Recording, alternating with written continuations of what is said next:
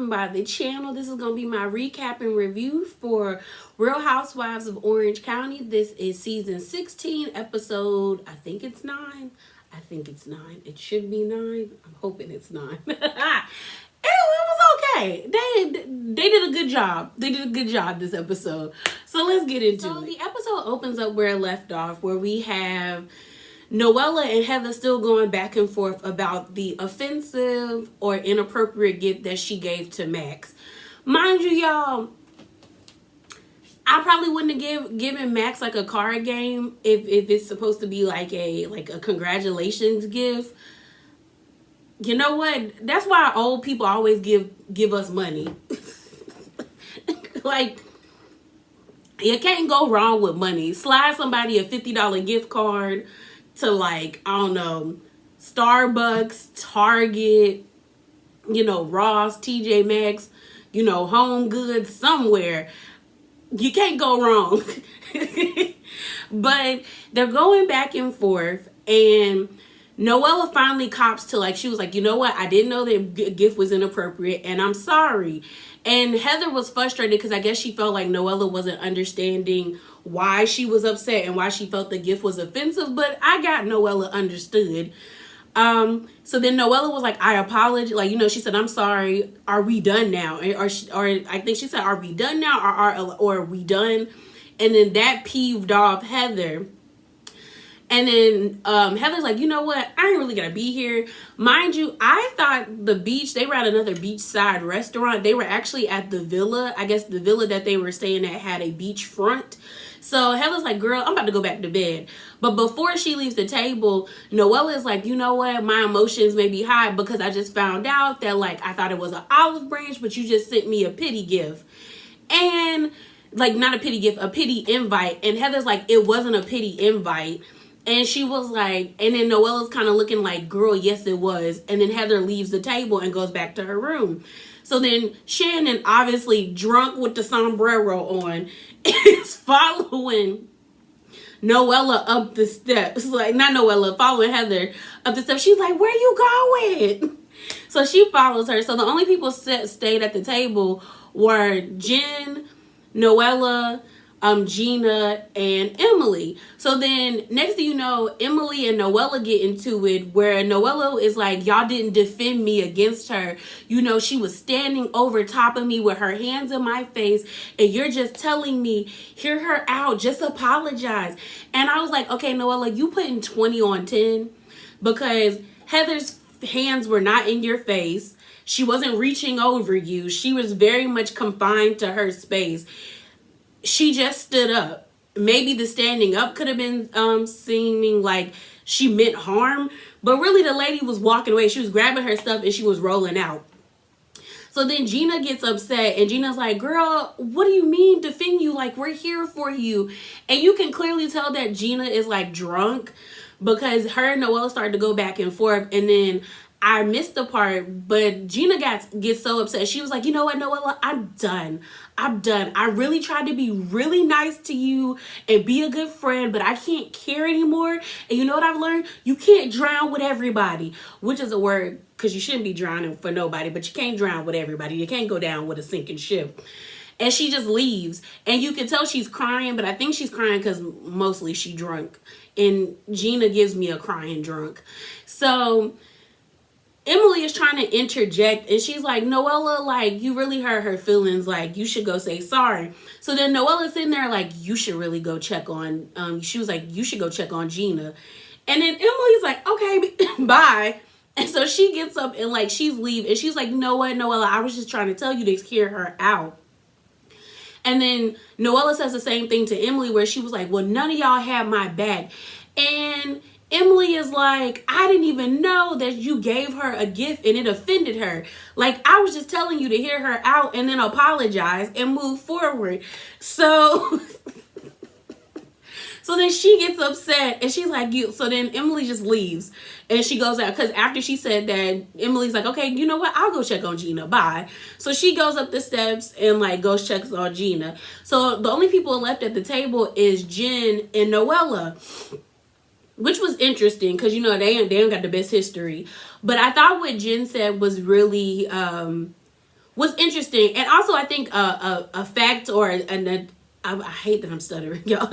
A testament to like what she said about like getting into women's psyches is her job, because she realized, she was like, you can't all pile on Noella. Like everybody, Noella is defensive and she's like a child. You throw too much stuff at her and like she gets crazy. And that's basically it. Because to me, honestly, Noella, I got where Noella was coming from, but Noella is exhausting. She's exhausting.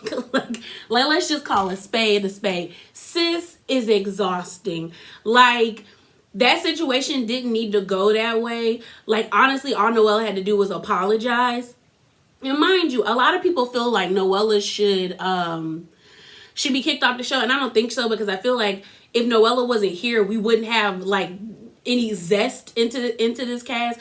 Honestly, I feel like they need to bring back like Tamra, Bronwyn, or Vicky, somebody, because right now we flatlining and it's not looking good.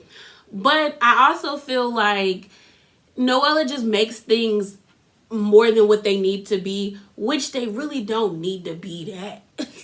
So it's just them at the table, and then we see Emily and Gina in their room, and Gina is like in the bed. Honestly, I didn't understand why she was laying in the bed in her outside clothes. I was like, sis, if you don't go bust a move and take a shower, because I know you stink, because y'all keep complaining about the heat.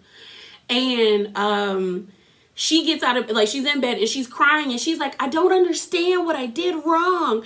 And Emily was like, you really didn't do nothing wrong. And Gina's like, she's always attacking everybody, which is kind of true. She kind of does just be out here lashing. Like, Noella lashes out, and there was no need to get that angry at Gina. Like, it was just no need. It really was no need.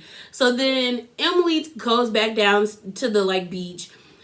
Shannon's out there, and Shannon's having a good time. Like, I would party with Shannon. Out of everybody on the trip, because Shannon just wants to get drunk, dance, and have a good time. Everybody else is just uptight. Even Noella. So they're having fun. Emily falls in the sand because she actually came back down to the table because she forgot her purse. And they had a good time. What's it called? Jen leaves because I guess she didn't want to roll in the sand with them. But they were having a good time. They was messing with the pinata. They was drinking. The only three down there was Shannon, Gina, and Emily. And the three of them were Shannon. It was Shannon, Emily, and Noella.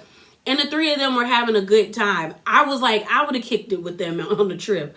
So that was the last night of the trip. And then we end up back in the OC. So like I said, we back in the OC. And the first scene we see is Jen and Cece, which is her daughter.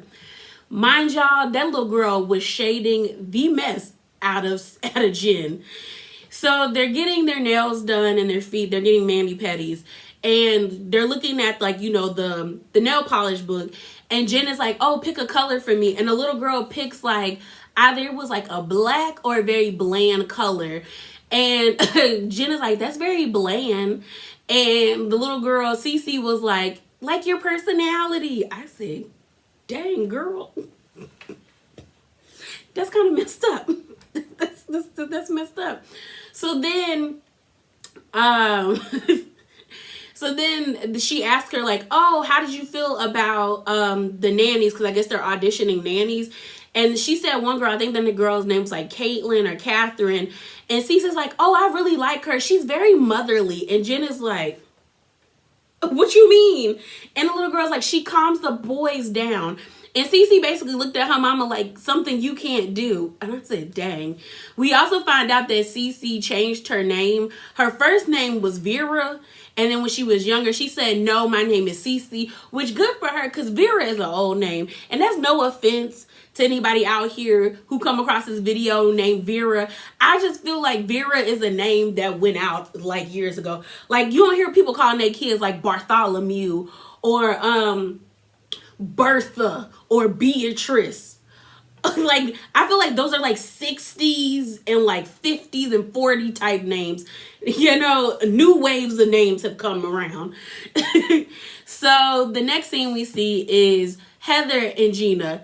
Gina is such a groupie when it comes to Heather. Like, every time I see it, she's sucking on that lady's ovaries. Like, she just up in there.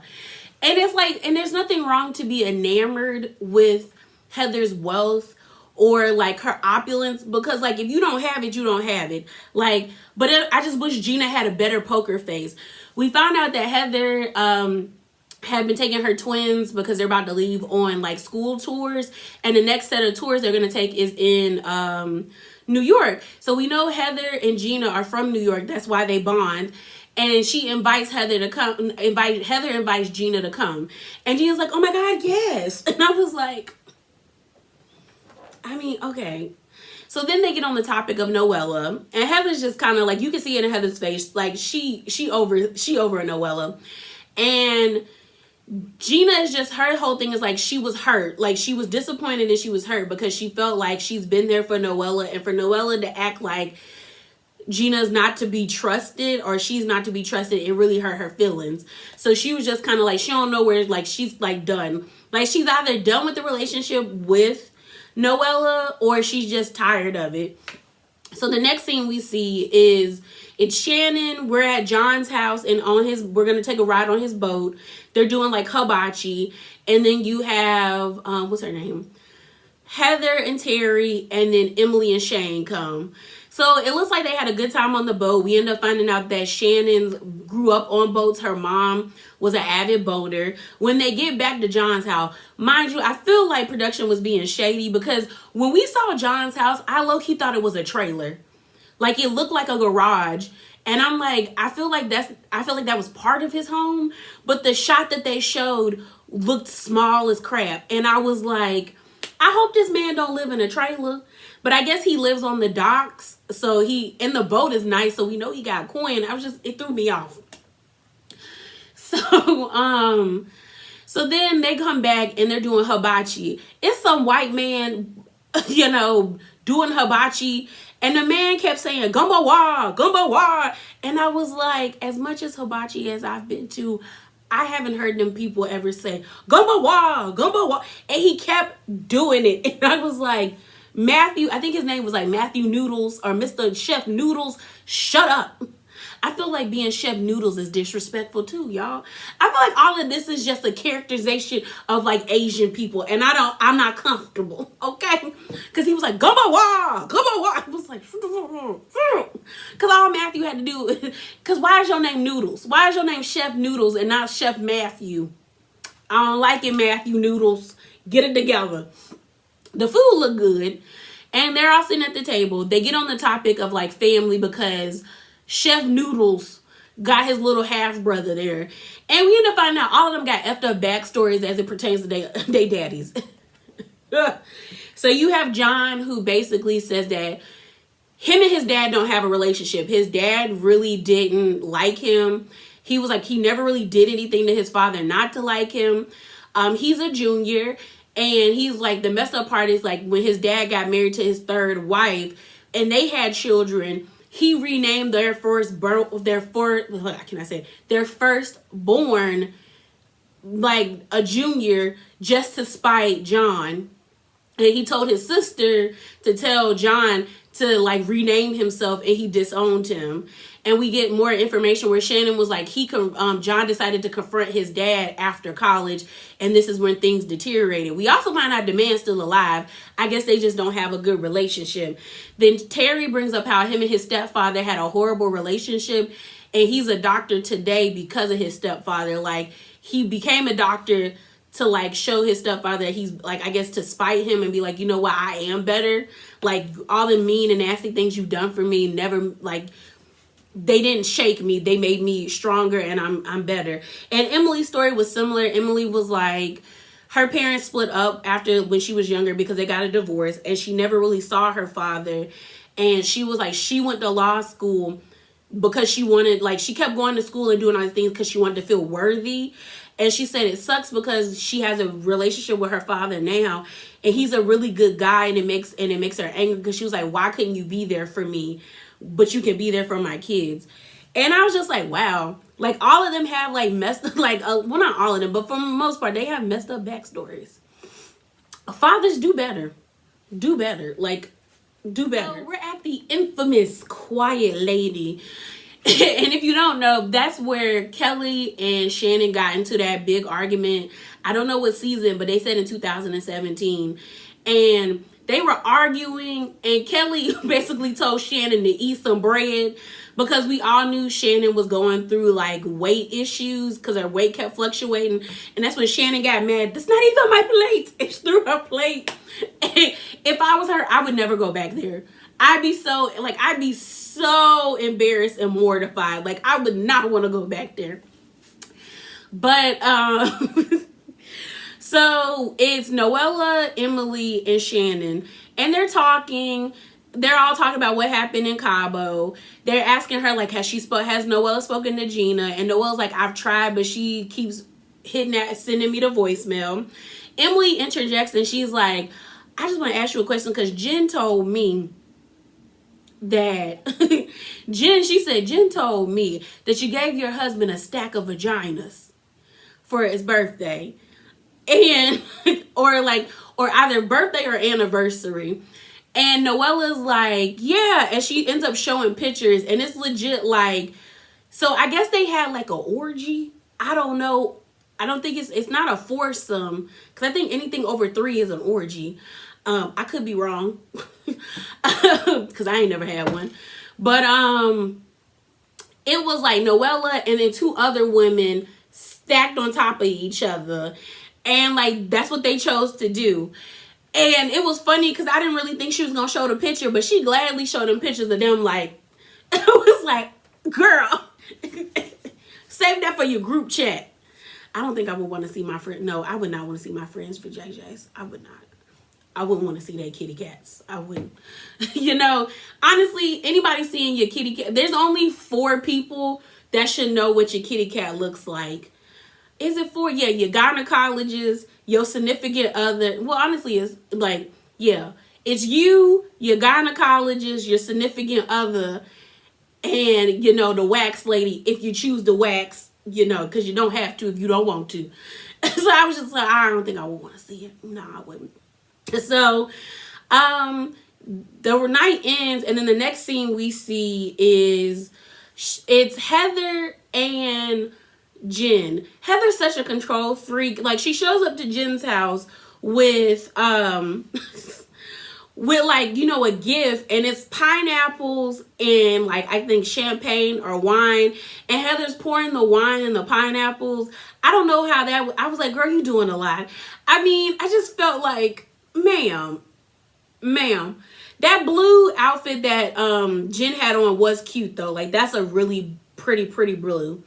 And so like, they're talking, and basically they're talking about how Jen and Ryan, whatever that man's name is, their relationship is deteriorating in front of her eyes.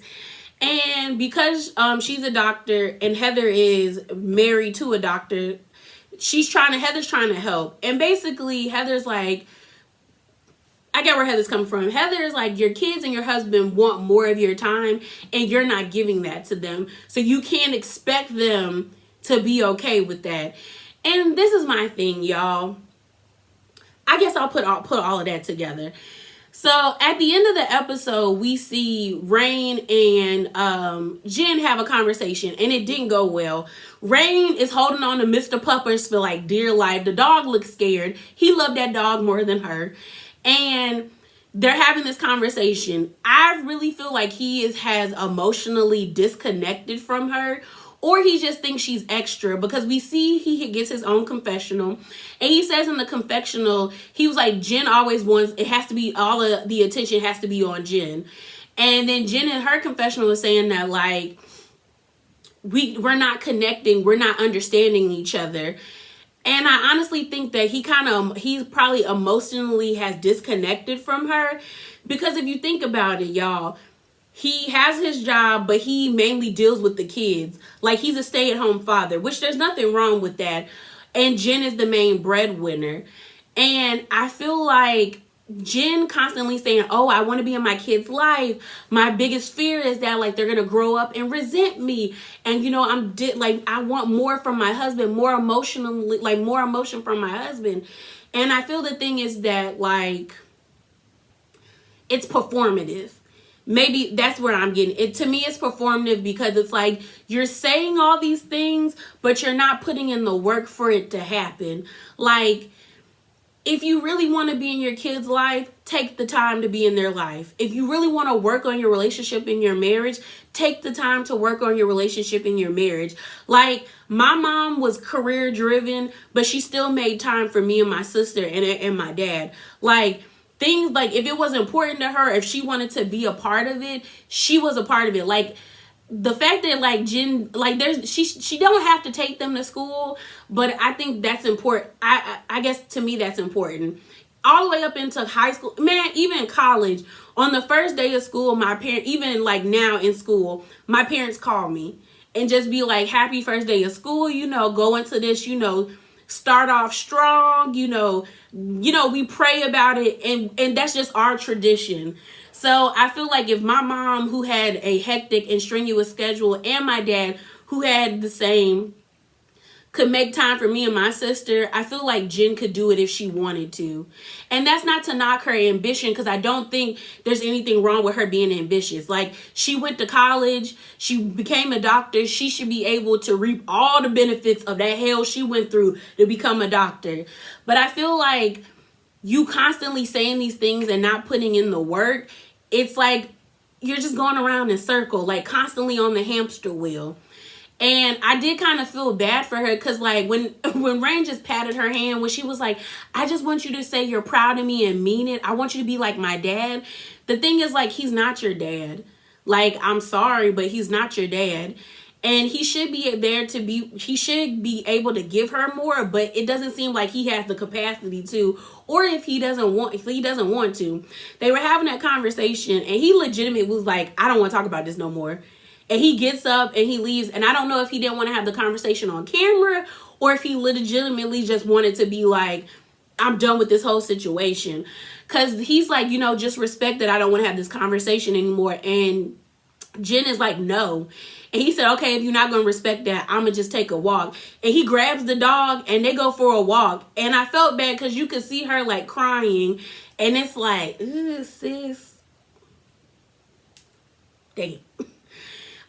So then before the last scene, we see we're at Emily's game night. The games look fun. I would want to do the games. Like, if me and my friends were drunk, we would play those games and have a good time.